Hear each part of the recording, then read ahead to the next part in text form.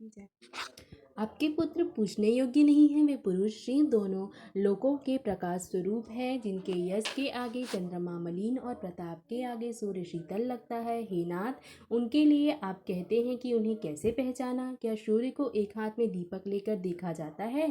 सीता जी के स्वयंवर में अनेक राजा और एक से एक बढ़कर योद्धा एकत्र हुए थे, परंतु शिव जी के धनुष को कोई भी नहीं हटा सका। सारे बलवान वीर हार गए। तीनों लोकों में जो वीरता के अभिमानी थे, शिव जी के धनुष ने सबकी शक्ति तोड़ दी। बाणासुर जो सुमेरु को भी उठा सकता था, वह भी हृदय में हार कर परिक्रमा करके चला गया, और जिसने खेल से ही कैलाश को उठा लिया था, वह रावण भी उस सभा में पराजय को प्राप्त हुआ।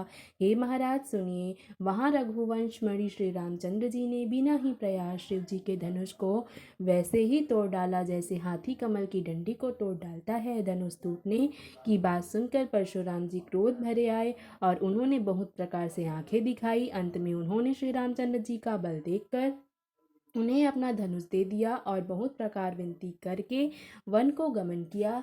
हे राजन, जैसे श्री रामचंद्र जी की अतुलनीय बलि है,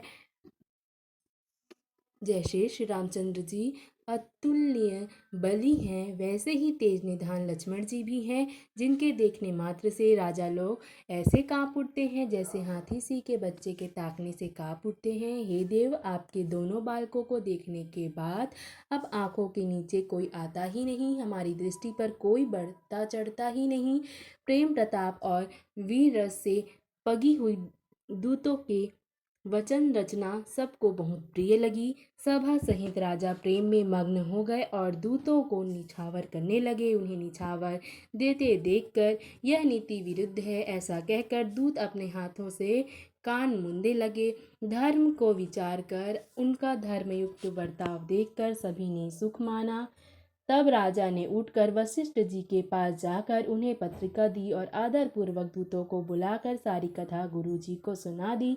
सब समाचार सुनकर और अत्यंत सुख पाकर गुरु बोले, पुण्यात्मा पुरुष के लिए पृथ्वी सुखों से छाई हुई है, जैसे नदियाँ समुद्र में जाती है, यद्यपि समुद्र को नदी की कामना नहीं होती, वैसे ही सुख और संपत्ति बिना ही बुलाए स्वाभाविक ही धर्मात्मा पुरुष के पास जाती है। जैसे गुरु ब्राह्मण गाय और देवता की सेवा करने वाले हो, वैसे ही पवित्र कौशल्या देवी भी हैं।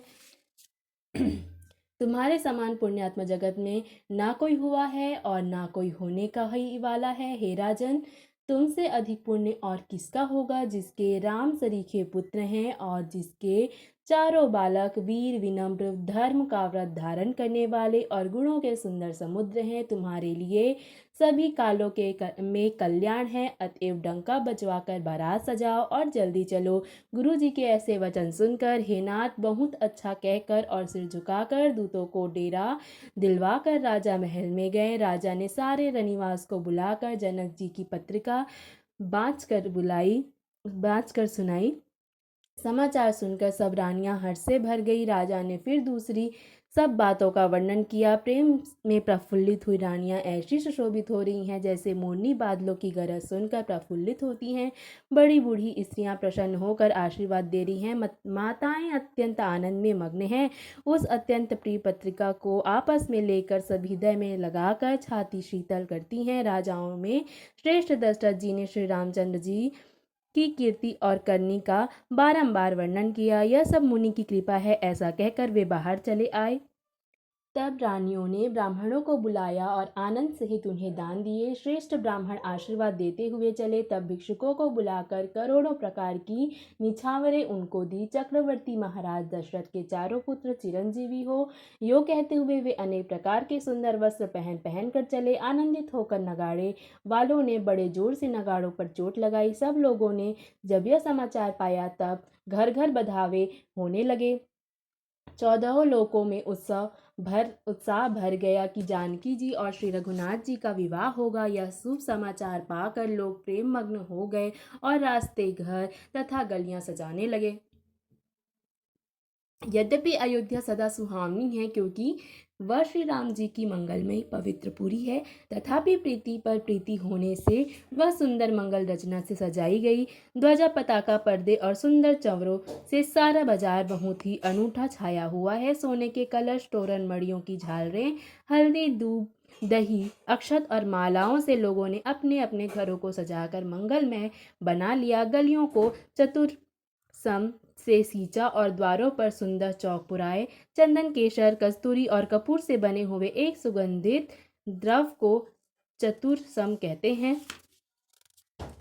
बिजली की सी कांति वाली, चंद्रमुखी, हरिण के बच्चे के जैसे नेत्र वाली और अपने सुंदर रूप से कामदेव की स्त्री रति के अभिमान को छुड़ाने वाली सुहागिन स्त्रियां सभी 16 श्रृंगार सज कर जहां तहां झुंड का झुंड मिलकर मनोहर वाणी से मंगल गीत गा रही हैं, जिनके सुंदर स्वर को सुनकर कोयले भी लजा जाती है। राजमहल का वर्णन कैसे किया जाए, जहां विश्व को विमोहित करने वाला मंडप बनाया गया है। अनेक प्रकार के मनोहर मांगलिक पदार्थ शोभित हो रहे हैं और बहुत से नगाड़े बज रहे हैं। कहीं भाट विरुदावली अर्थात कुल कीर्ति का उच्चारण कर रहे हैं और कहीं ब्राह्मण वेद ध्वनि कर रहे हैं। सुंदरी स्त्रियां श्री राम जी और सीता जी का नाम ले लेकर मंगल गीत गा रही हैं। उत्साह बहुत है और महल अत्यंत ही छोटा है, इससे उसमें ना समाकर मानो वह उत्साह आनंद चारों ओर उमड़ चला है।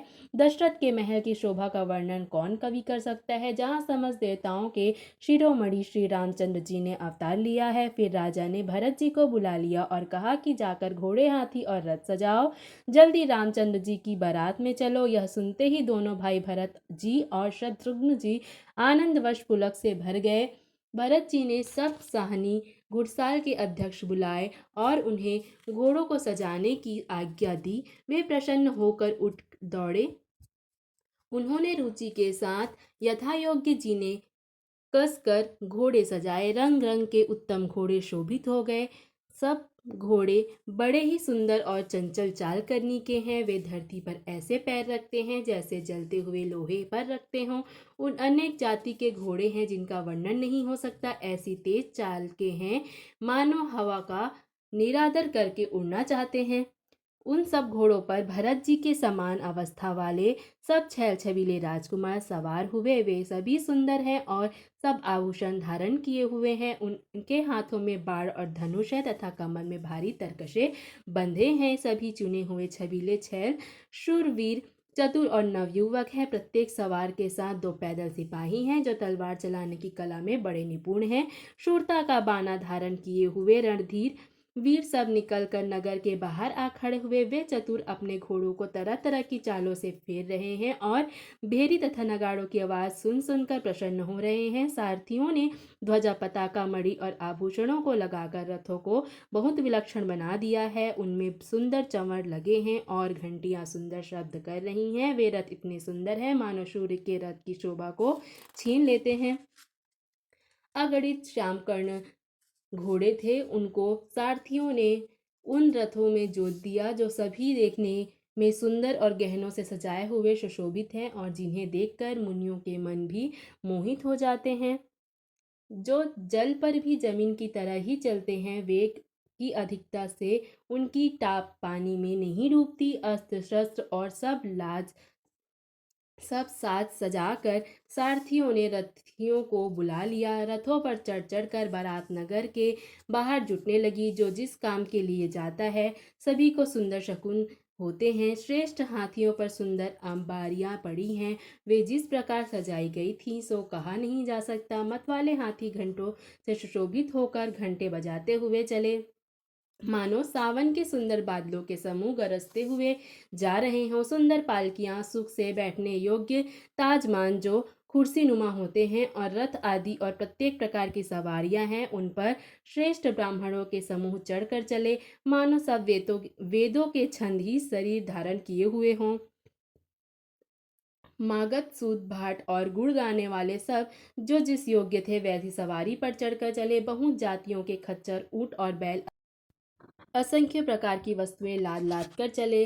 कहार करोड़ों कांवरे लेकर चले। उनमें अनेक प्रकार की इतनी वस्तुएं थी जिनका वर्णन कौन कर सकता है। सब सेवकों के समूह अपना अपना साज समाज बनाकर चले। सबके हृदय में अपार हर्ष और शरीर पुलक से भरे हैं। सबको एक ही लालसा लगी है कि हम श्री राम लक्ष्मण दोनों भाइयों को नेत्र भरकर देखेंगे। हाथी गरज रहे हैं, उनके घंटों की भीषण ध्वनि हो रही है। चारों ओर रथों की घरघराहट और घोड़ों की हिनहिनाहट हो रही है। बादलों का निरादर करते हुए नगाड़े घोर शब्द कर रहे हैं। किसी को अपनी पराई कोई बात कानों में सुनाई नहीं देती। राजा दशरथ के दरवाजे पर इतनी भारी भीड़ हो रही है कि वहां पत्थर फेंका जाए वह भी पीसकर धूल हो जाए। अटारियों पर चढ़ी स्त्रियां मंगल थाली में आरती